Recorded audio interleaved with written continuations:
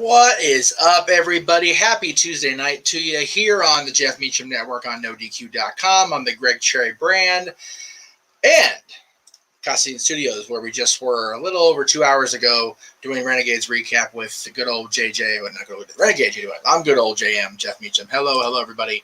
Good to see you all. I know NXT is either just ending or damn close to it. Again, I don't get the East Coast feed because the Fire Stick doesn't work in this damn house for whatever reason. So I get to wait until 8 o'clock, which is going to be 54 minutes from now. So we'll see how it goes. They did announce the matches for next week. We were talking about that over on Renegades Recap, but they have a lot to build here tonight over on NXT. Hello, Josh. Hello, Matt. Good to see you both. Good to see everybody in the chat room so far. So they announced that it'll be Carmelo Hayes and Grayson Walker for the North American Championship next week. They announced that it will be, or they confirmed, I should say, that it'll be Braun Breaker and Cameron Grimes for the NXT Championship next week. We will have Wendy Chu versus Tiffany Stratton, which has been pretty much teased the entire way. And then the implosion of the Diamond Mine as the Creed brothers take on Roderick Strong and Damon Kemp. So that'll be your four headlining matches coming up a week from tonight over on NXT. And yes, I agree with JJ. Saw the updated card. Can't wait to see everything plays out on the show tonight. Yeah, it should be a cool watch, Jay, when we're all done here with the No DQ Galaxy, with the Jeff Meacham audience, with the Casa crew, and with the Greg Cherry Brand's loyal audience. We thank you all again. Hello, Kedrick. Good to see you. It's been a crazy week already, and it's only Tuesday. There's more news to talk about, and we're definitely gonna get into those heavy dive into those coming up Saturday night after Money in the Bank, which of course will be this Saturday on the Jeff Meacham Network. Exclusive coverage on the Jeff Meacham Network with commentary by the Simple Man Noah Foster and the Renegade Joyous. But we'll get to the plugs later. You saw the trailers. We need to hear that crap right now. Yes, looking forward to Toxic Attraction versus Cora and Roxy. With any luck, we'll have a new tag team. I say that, and I immediately retract. Roxy, or Roxanne, as they're calling her on NXT. I think she should be the women's singles champion. So hopefully they don't win the tag titles. That way we can get a singles run out of Roxy.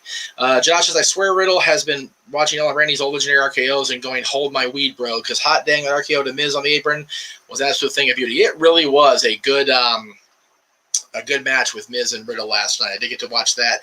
I still haven't seen any of Raw past John's segments, so I'm going to have to watch that. I have it on DVR, the actual regular DVR on the cable box. I'll have to watch that later tonight. I am pumped as well for Money in the Bank, Josh. Both ladder matches do look stacked. We'll talk more about that, of course. You guys saw the preview over on NoDQ.com this afternoon. We'll talk about it in depth Saturday night before the premium live event. Got to use my terminology correctly. Of course, 6:30 Eastern with everybody on the pre-show. Random question. This is with Talk Wrestling. You're supposed to ask the questions. It's all good. Have they announced who Ric Flair is wrestling? They have not announced who Ric Flair is wrestling coming up on July 31st at his last match show. They have announced some matches, just not Flair's opponent yet. Let me see if I can very easily, which is always the adventure. See. I know that the Motor City Machine Guns are facing. Oh God! The good. No, that's not true. They're not facing the Good Brothers. Who the hell are they facing? I'll bring it up here momentarily. I don't want to second guess myself. Anyway, I'll get to the next questions. Has Money in the Bank been devalued the past couple of years? I would agree with that evaluation. I would say that's definitely a good observation. I think that people kind of crapped on Otis winning, and we talked about this on Sunday during Forbidden Door, that Miz getting it and then Lashley becoming the champion because of that definitely helped. The women's Money in the Bank the last 2 years has been very much just kind of hit or miss. Asuka getting it and then basically being handed the title because of Becky's having the baby. So, definitely the last couple of years has been a devaluing. Hopefully the stacked matches that we talked about earlier with Josh's comment will help. Sasha, Naomi, Paige, out of the current crop of women on the out with WWE. And again, Paige isn't really on the out. Her contract is expired. And that's just what that was. Which potential signing would be the biggest asset to AEW's women's division? Definitely Mercedes Varnado, Sasha Banks. Definitely her. No doubt about it. Little cheap plug for Josh here for Mansfield's matchup column for Money in the Bank on NoDQ.com sometime later this weekend. Say yes NoDQ. Definitely. Always yes NoDQ. JJ says Cora needs a belt though. Have them win the belts and then lose them down the road with Roxanne and Cora both going after Mandy. But Gigi and JC definitely need to get knocked down a couple of pegs in the meantime. I'll agree with that. Richard says it'll probably be Jay Lethal. Sounds like Rick was planting the seed on his podcast with Conrad. They've been talking about Jay on to be the man because Jay is the one training Flair. So they announced today, for the record, over at StarCast Events on Twitter, as part of that card for Flair's last match at the Nashville Municipal Auditorium, they're going to have a grudge match, an epic grudge match presented by MLW Killer Cross with Scarlett Bordeaux against Davey Boy Smith Jr. Wow, that's heavy shit. They got a lot of people coming up to StarCast. It's actually pretty cool for them. I'm actually kind of happy for that's happening. Let me see if I can. Again, I'm literally scrolling through the Twitter, so you have to forgive me if I seem a little spacey. Because they did announce a bit of. I know Josh Alexander's facing Jacob Fatu for the Impact World Championship. That's one of the featured matches. The Machine Guns are fighting somebody. I can't remember who. The damn Machine Guns are facing, and it upsets the shit out of me. And I know it's probably going to be popping up here in the comments, but it's not yet. So we'll go ahead and keep on going. Damn. Barn.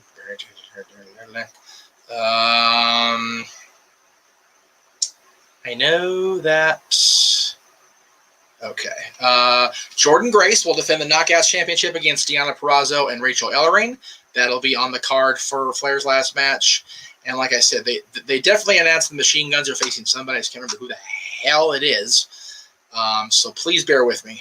Please be patient with me. I'm sorry. I'm trying very hard to scroll as quickly as I possibly can to get there. Because I know it was somebody. It was a surprise that they were going to be booked on the card because I think they're having issues on television wherever they work full time. So again, forgive me for this.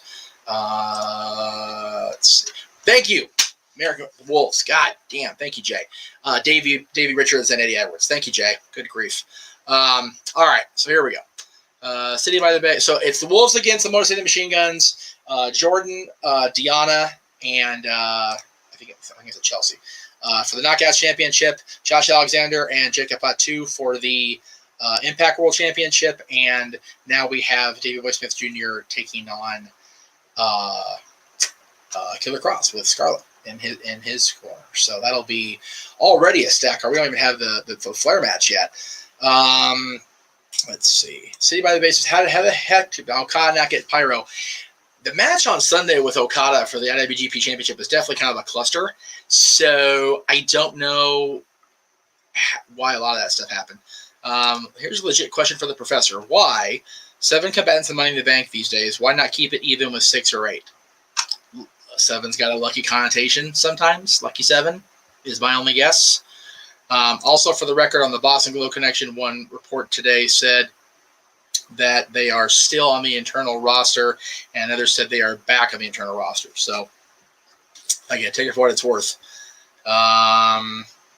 Jacob Fatu needs to sign with WWE or AEW. He's so damn talented not to be on the scene on a grander scale. I think MLW is doing just fine with him, and doing the right things with him. I think he would do well, but I think he would get lost in that proverbial bloodline shuffle is my only problem there. I would love the Machine Guns versus FTR match, but Tony Khan doesn't want anything to do with the bad PR Rick is since Dark Side of the Ring.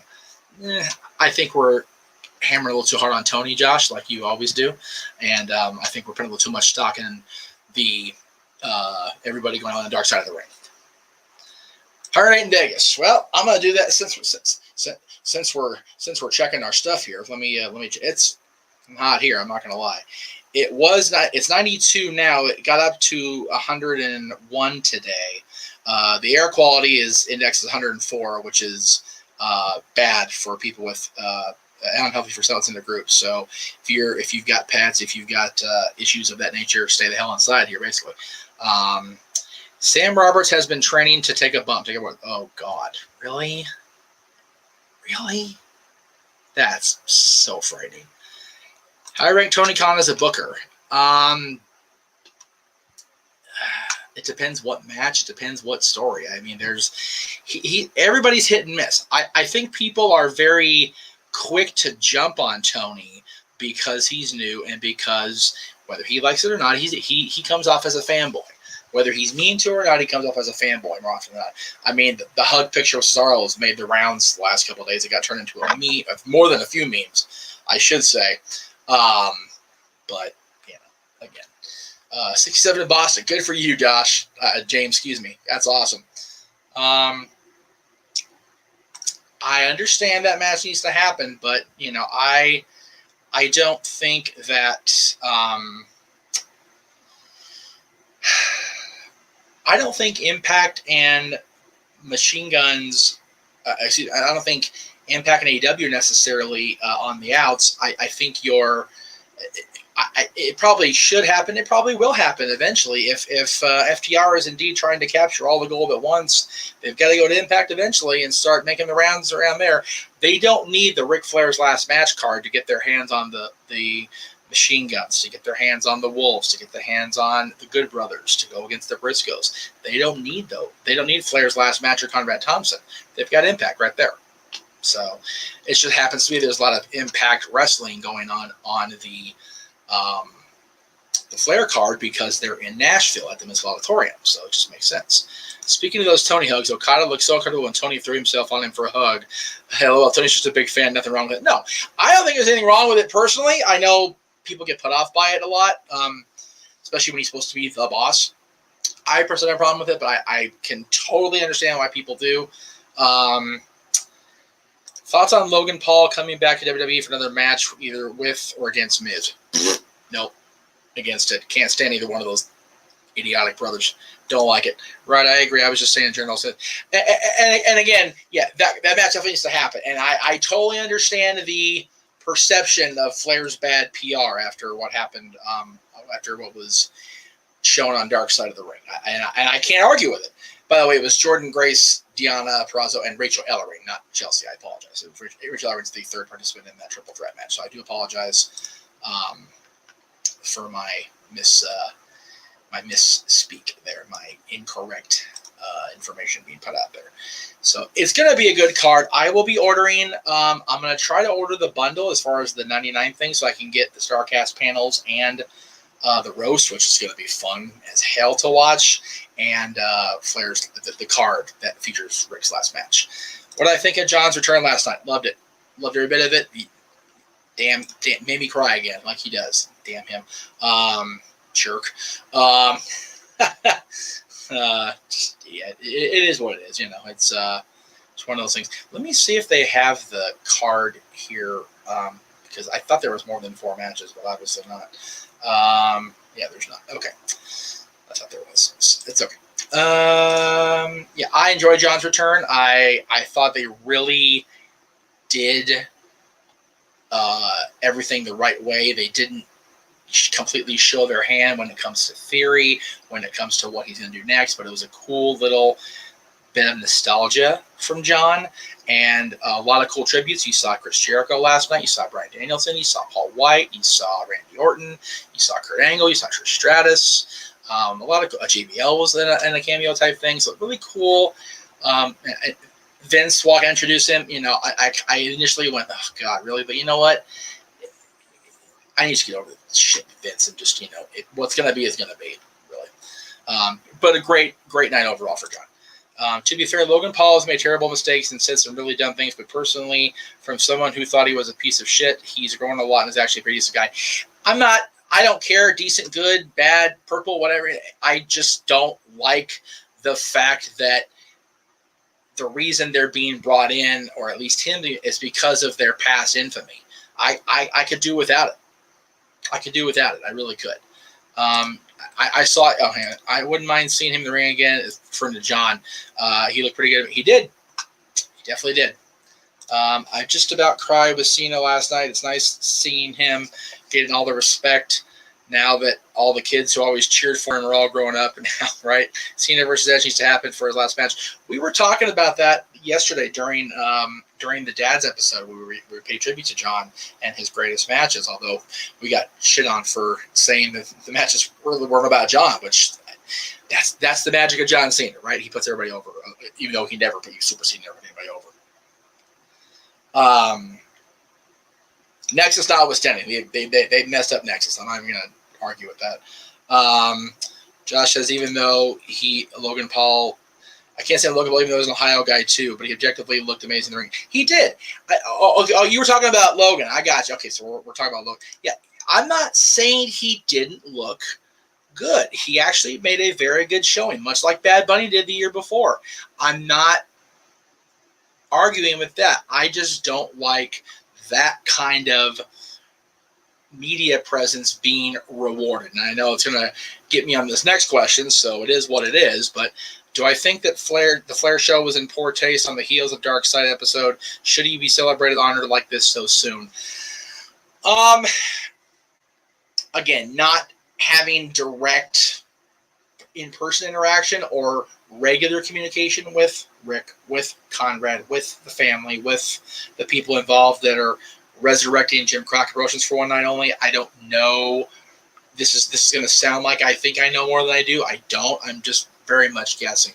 My guess is there was a lot of heat after the Dark Side episode. There's going to be a lot of heat on this regardless because of Flair's health issues the last few years. The fact that he's going into the ring, he's been doing this heavy training while wearing a pacemaker. But if you listen to Be the Man, if you listen to the stuff he posts on Twitter and you watch the videos that they post on social media, he is doing this the right way. And what I mean is he's having a doctor there at all times to make sure he's doing everything right, training right, eating right, resting properly, getting everything done, and still maintaining the aura of the Nature Boy Ric Flair. And again, I've talked about this ad nauseum, but I'll go ahead and get into it really quickly here. I was initially aghast that he was coming back to the ring for one more match. The majority of it was he's 70-something years old. He doesn't need to be wrestling anymore, right? But he thinks he does. And, like any grown man, he's Ric Flair. He's going to do what he wants. Number one. Number two, I was more than I should have been probably mad about the fact that I was there at his last match. I invested my fandom into the fact that I was part of Ric Flair's last match. And it sucks that that's no longer the case. Would I get there if I could? Absolutely. Would I throw down the money to be in the crowd? Absolutely. Especially at the National Missile Auditorium, which has so much history to it. The big gold belt changed hands there between him and Ricky Steamboat, and probably the greatest of their 3 televised 89 matches. So there's definitely history there. I only won't be completely mortified if this is indeed the last match, right? And now, from what I understand, they're auctioning off his robe for the night, which will be it was unveiled at the press conference recently-ish, and the First Step Foundation, which is I guess Flair is donating to that out of and honoring his son who passed away tragically after an overdose.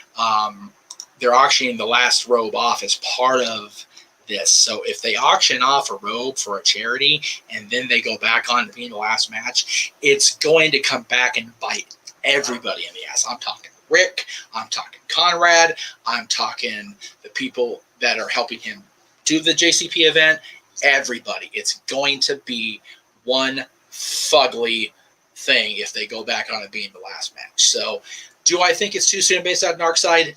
No. Do I think it's a bad idea in other ways? Yes. Do I think it's a good idea in other ways? Yes. That's a very wishy-washy political answer, but whatever. It's what I got. Teaching in Color X with a $5 donation. Thank you very much. Super chat. Appreciate that. First time seeing the New Japan show this last Sunday. You remind me of Kevin Kelly. Not sure how you feel about him. I mean it in a good way. I like him a lot. I actually like Kevin Kelly a lot. I thought he got a bad rep as a WWF backstage interviewer and announcer.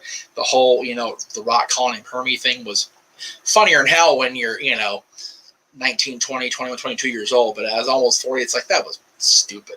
And it was horribly in horrible taste looking back. I know a lot of the Attitude Era was in poor taste. Let's not even joke.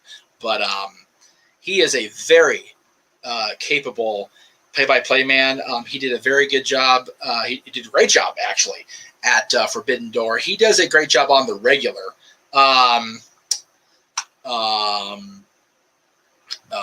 On New Japan Television. Well, I guess I'm ashamed of myself then, because I'm promoting the hell out of it. I'm going to order this, and I'm going to enjoy watching the entire card. So I guess I'll be ashamed of myself, Seated by the Bay. I'm sorry. I'm sorry you feel that way. What mortified me is if he wrestles in trunks. Flair has big biceps, but I don't think he's going to look as chiseled as Vince. LOL. I don't want to see a very. Flair has already said he's going to wrestle in a t-shirt. He's already made that clear. He'll probably wear, shorts or trunks because that's what Flair's always done. But he's made it very clear he's wearing a t-shirt, much like he did in the last Nitro. He's made that crystal clear. Josh says, do I think if Rick wouldn't have left WWE and the whole Mick Khan Flair beef wouldn't have happened, would we ever seen this match that's going to be happening, or would we without WWE backing? I don't think WWE would have let him wrestle. I know that there's a lot of stuff that went down. I mean, Flair was taken out of the opening, the signature, but then now Forever Together thing, replaced with the Warrior, which is people tend to idolize the Warrior now that he's been gone, but man, to have Ric Flair taken out of that and have the Warrior put in is an insult. It's a terrible insult. And I'm sorry if people are Warrior fans and they're retroactively forgiving Warrior for being such a douchey person while he was away from WWE.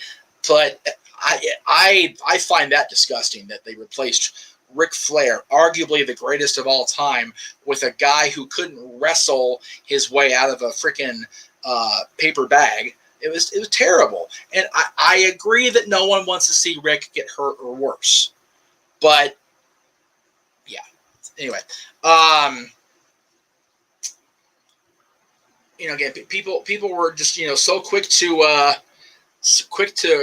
hop on the let's push Ric Flair away stuff because of one episode of Dark Side of the Ring, where a lot more people than Ric Flair came off bad. Right? So I thought that was stupid. Yeah, and that was a Nick Khan call, and why Flair said he'll never work for Nick Khan again, but I work for Vince McMahon again. Said he would, since he said him and Vince. Yeah, him and Vince are fine. Ken, there was a question about Flair. Josh put this question up there, so you go up in the chat room and check it out. But I was just comparing the fact that Nick Flair was so upset, and I agreed with him that they replaced him in the WWE signature with the Warrior. Just horrible. Yeah, Warrior was very homophobic and just racist and just a bad dude. Up until he died, all of a sudden he's one of the best ever. It's like, no, he accepted the Hall of Fame induction and they let Linda put him in, which Linda McMahon's turned out to be a wonderful representation of the world right now, isn't she? Again, the entire, and again, I'm going to try to real hard to not go too far this way or this way. But the entire management culture of WWE and the family is just getting worse. No. Josh did not come. Okay, Ken, you need to go up and actually read the whole thing. Josh asked about, do I think Ric Flair would have left WWE had Nick Khan not made the call to remove Flair from the signature? And what I had said was I said this. Ric Flair was replaced in the Then Now Together Forever with the Warrior, which was a WWE call, and I found it disgusting. And everybody agreed with me for the most part. Hello, Joe. Good to see you. Ken, brother, remember, if you come in, man, you gotta catch everything, otherwise you're gonna derail the flow of the show. 7:00 every Tuesday night. And there's a reason the DVD was called The Self-Destruction Legal Order, because he self-destructed himself. Thank you, JJ. Moving on from the Warrior. All right. And again, as far as the Flair card, again, I'm definitely teaching a card with another $2 super chat. Thank you. Appreciate that. Right. Yeah. JJ's got me covered on that in the regular, but I appreciate the help, Josh. Appreciate the help from Ohio. Appreciate that. Good stuff. You know, again, that goes back to a lot of what's going on today in the news. I understand you're late. That's why I'm telling you. 7 o'clock, Tuesday nights. NoDQ.com, Jeff Meacham Network, Greg Cherry Brand, Custody Studios. Every Tuesday night, unless there's something crazy going on this end. 7 o'clock Pacific. Let me be clear on that. 10 p.m. Eastern. But yeah, regardless of how, you know, people feel or, you know, whatever, I will be more than happy to cover Flair's last match, the whole card, all the matches they end up signing, the matches they have signed already, just like I'm going to cover SummerSlam, because as much as people hate the WWE or hate management WWE, you know, I love the history, and SummerSlam is a big part of that history. Are Randy and Hogan? Yes, Randy and Hogan are still in the intro. Hulk definitely is. The slamming Andre definitely is. I don't know about Randy. I think so. Love the hat. Yes, let me see if I can. See if I won't be able to hear if anybody, you know, but this is actually a Paradise Kitty hat. I bought this on the Jericho Cruise. Show me your kitties. Ha ha ha ha. Very good. Cute, right? And they're actually still over in India doing the Let the Women Do the Talking convention panel, something like that. So, again, it's good stuff. Let's see, Teaching in Color did their first super chat earlier. I got that one, and I got this one, and then you sent another one. So, thank you. Across the board, I dig it. And thank you for the, you know, you can put a comment. It's cool. I think you're trying to super chat everybody that is able to be super chatted. So, there you go. And yes, JJ, you are calling the first Big Four show at SummerSlam, but we do have Saturday coming up, which was supposed to be becoming the Big Five, and they couldn't sell out the football stadium because they tried to book it during freaking International Fight Week. Idiots. Yeah, I don't believe that it was put out to try and smear Warrior. I hated that he passed, but I don't worship him like I did when I was. Yeah, the thing with the Warrior, again, I became a fan in October of 1990 when the Warrior was actually still the WWF champion. Just never got it. Never liked the gimmick. I liked Hogan's gimmick, and which is, I guess, a hypocritical thing to say for some people, but I resonated more with Hulk than I did with the Ultimate Warrior. Oh, well, thank you. I appreciate the 2 4. Appreciate the $9, dude. That's majorly helpful, especially when I'm trying to get the $100 mark again by the end of the month, so I can get another payout. Because man, we're hurting here right now with this move, and just bills are piling up because the freaking heat. It's so hot. Trying to keep 2 houses air conditioned and kept up, and it's crazy. So I very much appreciate that. I can't even say it often enough. Josh says, I think in wrestling today, especially with kayfabe now completely destroyed, it's even harder to separate a wrestler's character / persona from their real life, actual life. Yeah, and Ric Flair has made it more than clear that he himself, inadvertently or not, blurred the line between Richard Fliehr and Ric Flair. Jim Hellwig went off into Never Never Land somewhere and changed his name to Warrior, you know. Yeah, well, yeah, keeping the Wi-Fi working. Thank you, Aya. Seriously, that $9 will get the Wi-Fi improved, let alone working. So thank you. Again, Teaching in Color X. I appreciate that. It is hot as a mucker. Like I said, it was 101 degrees out here today. That was as hot as it got. It's still in the 90s now. That's why I've got a fan here. I've got the AC. And the hell's that vent over here? It's hot. It's a bitch. And it's only going to get hotter. By the way, JJ, since you're here, I'll go ahead and if the landlady happens to pop in during my show or whenever, let her know that both myself and Little Man are good to go for next week. And I know we talked about that the event won't be happening, but we are both available. Friday night the 8th. Let's see. Dynamite is evil despite being influential. Again, Dynamite Kid is one of those guys that ended up being very much like the Chris Benoit thing. I don't know how much of Dynamite's persona was shaped, influenced, whatever you want to call it, changed by his high risk offensive style.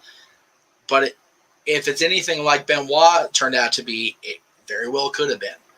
And, but, you hear the stories about Tom and just how much of a prick he always was. So, and again, that's retroactive, looking back at a time that the world was different and it was just kind of look the other way and, turn the other cheek or whatever. And we didn't really address it. Right or wrong, that's just how the world was.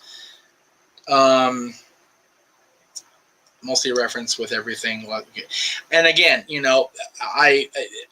JJ asked me to keep this out of Saturday's broadcast, so I'm going to. But, Glenn Jacobs on Twitter is very much making me want to go toss my autobiography of Mayor Kane in the trash because it's just, it just gets worse. Every time the man puts a tweet out there, it's oof. It's been in the high 90s here in Wisconsin. I hate it. I usually don't like snow because I don't like shoveling it and having to deal with it. But right now, I love a good snow flurry or 5. Shit. Oh, shoot. Oh, I didn't see that. I'm sorry. Good night, Alana. I love you. Go to sleep. And again, with any luck, we'll talk to Mom. We'll see you soon. Sorry for the S word. I apologize. Sorry. That's the problem with JJ watching. You never know when you're gonna have me share a naughty word. Let's see. I heard Glenn. Yes, he is getting a lot of heat. Read his tweets.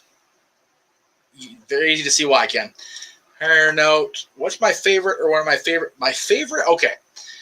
It's funny you say get away from you wrestlers. My favorite promos are from two people that at the time they were cut were very much considered evil or like swarmy, disgusting heels.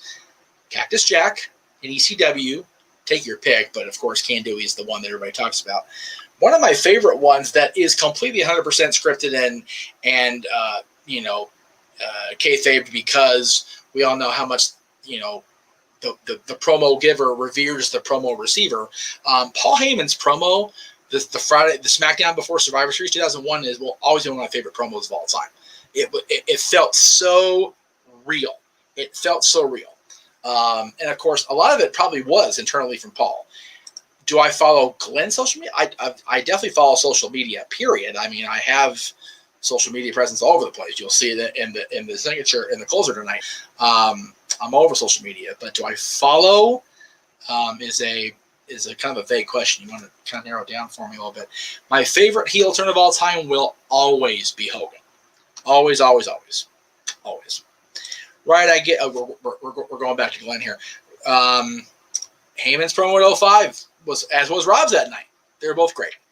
I get your point, but came the persona and the work in the ring can be separated from the politician. I struggle with some of Glenn's views. Keep my Twitter out of the current one, but not all of them. Again, it's yes, Paul's promo was great. Again, at a one night stand, yes, I'll agree with that. Again, but getting back to this, we talk about this a lot within the internal No DQ family. Josh, you know this. Allowing ourselves to get caught up in the social media gaga is very difficult to not do. I understand that Glenn Jacobs is not the man that walked to the ring every single Monday or Thursday or Friday or whatever and did the whole pyro gimmick. I get that he put a mask on, he became somebody else, right? But a lot of what he did when he ran for that office was, he had the mask in his office for many, many, I know he still does. And like I said, the title of his memoir is Mayor Kane. So they very much tied the two men together. And he's made appearances on WWE television as Mayor Jacobs. He even became 24/7 champion. So we have seen the guy. The thing is, he started out as very much a not Republican or a Democrat. And now with each passing moment of what the shit on television, social media, whatever, he seems to be going completely in one direction. Whether you agree with that direction he's going or not is up to your interpretation. I'm not trying to dissuade or discourage anybody from their own opinion, because everybody's opinion is Everybody's opinion is their own, and everybody's entitled to their opinion, right? JJ says I had to talk JJ out of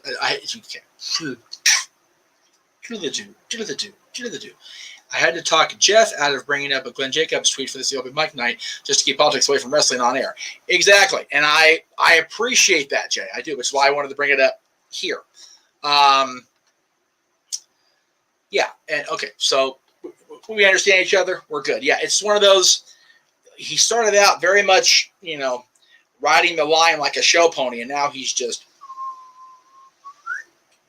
Except it should be this way, actually. Anyway, Jesse Ventura has never said anything controversial. Whoa, not on a wrestling program, maybe, but outside of wrestling, oh yes, yes he has, Ken. Yes, he has. And had he gone through with what he said at 2004 Hall of Fame and ran 2008, I'd have voted for him. I know we got Obama out of that election, and it worked out for a lot of people for Obama being president, but I'd have voted for Jesse.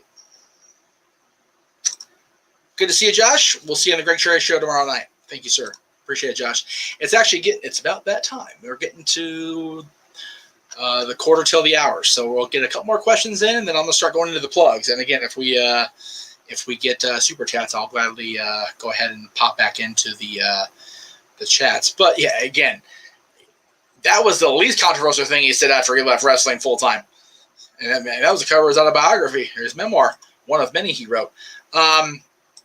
So yeah, again, politics are work, wrestling's real. Buy the shirt over the Greg Cherry brand on Threadless because it gets more true every day.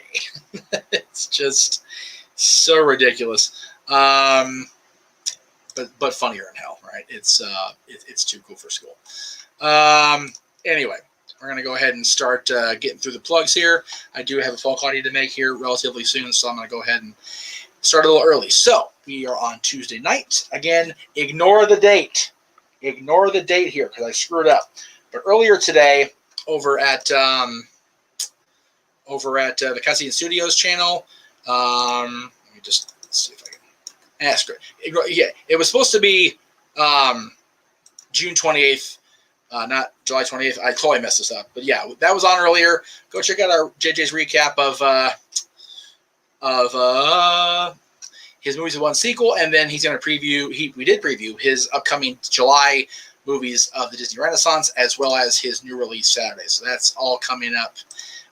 If you watch Renegade's recap on demand tomorrow, JJ's back for his final round of movies with only one sequel, doing a double header tomorrow, beginning at 3 p.m. Pacific with Top Gun. God damn it!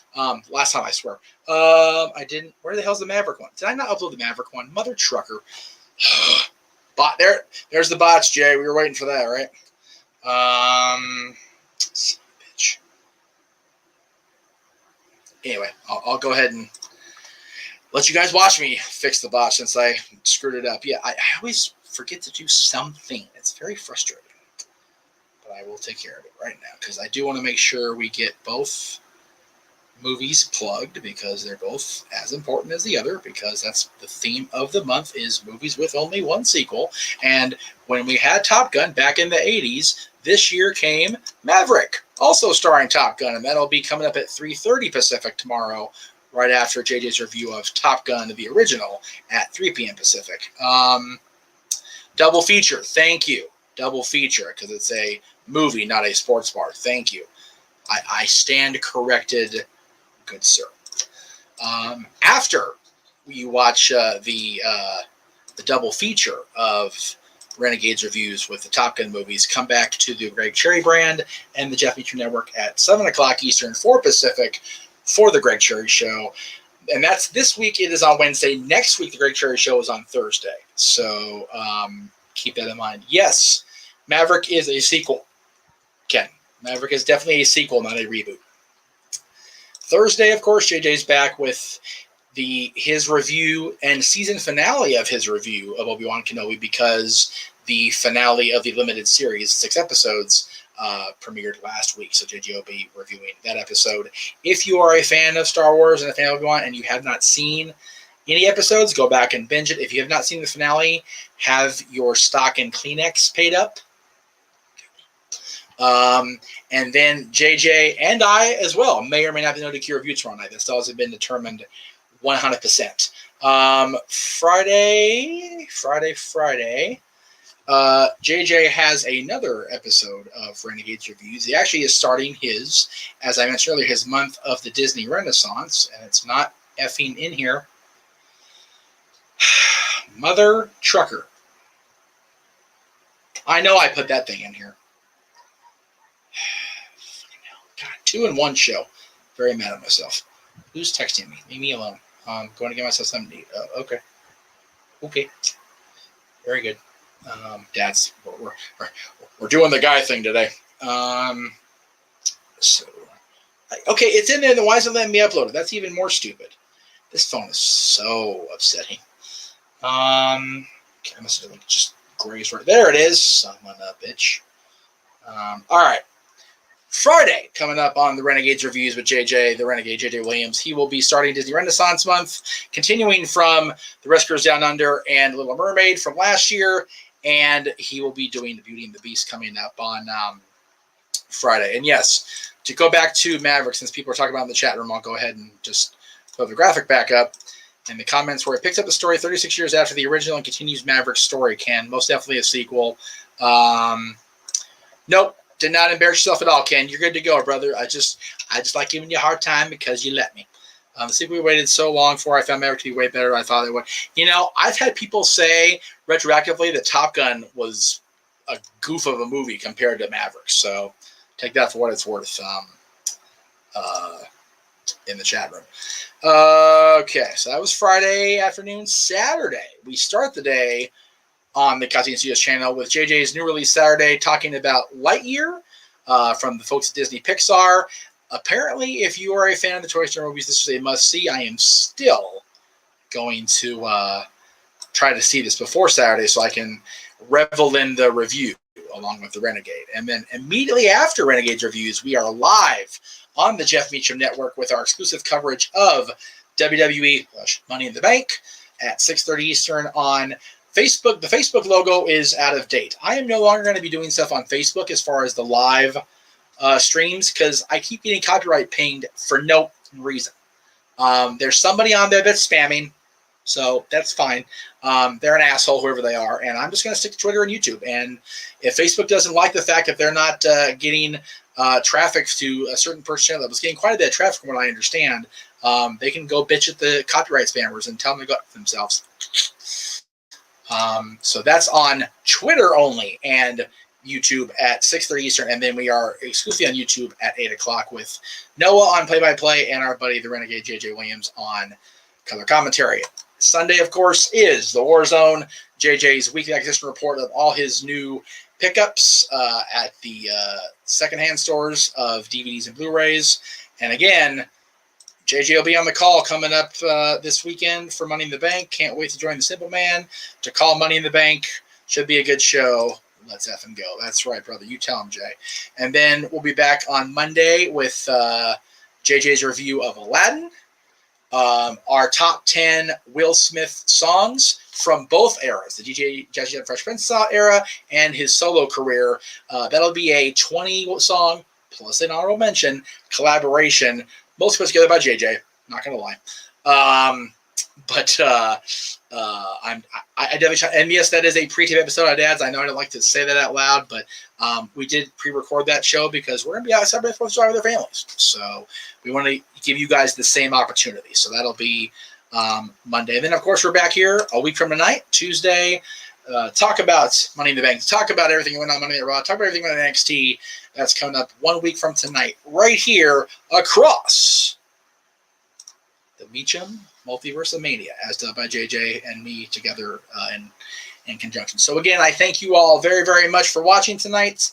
Have a wonderful rest of your Tuesday. We will see you guys tomorrow for Top Gun, for Maverick, for the Greg Cherry Show, and this weekend for Money in the Bank and everything in between. For everybody at No DQ, for everybody at the Greg Cherry brand and the Cartoon Studios and the Jeff Meacham Network, I'm Jeff Meacham. We'll see you next time.